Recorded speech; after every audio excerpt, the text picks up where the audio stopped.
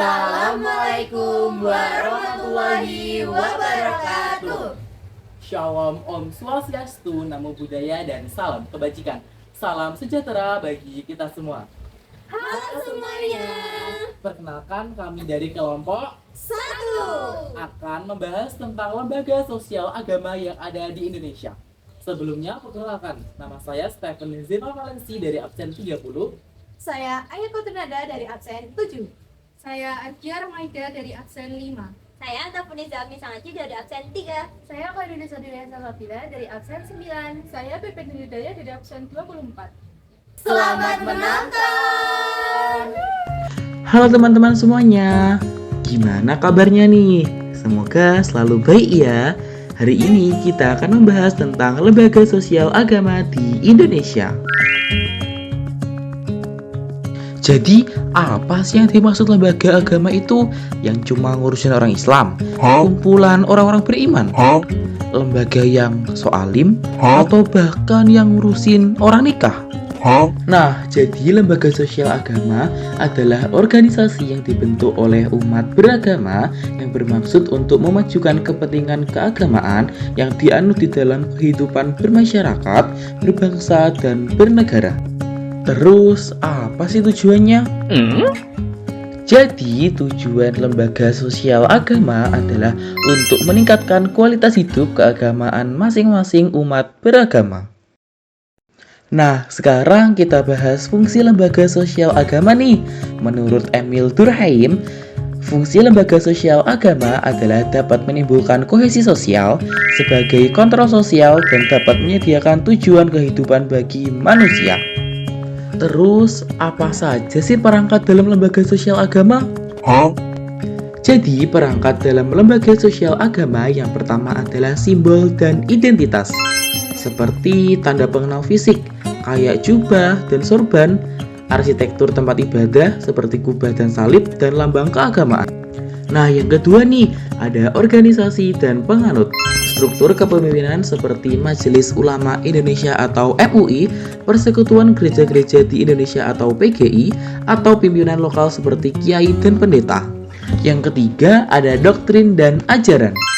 Pedoman hidup berupa kitab suci seperti Al-Quran dan Alkitab, serta sistem nilai atau hukum, seperti hukum Islam di pengadilan agama. Nah, yang terakhir nih, ada ritual dan sarana, praktik ibadah yang rutin seperti sholat dan misa, serta fasilitas pendukung seperti masjid, gereja, pura, atau sekolah berbasis agama seperti pesantren. Lalu contohnya di sekitar kita kayak gimana sih? Buat kalian yang suka nyanyi, Bapakku NU, ibu muslimat, kang masku Ansor, Mbak Yufana.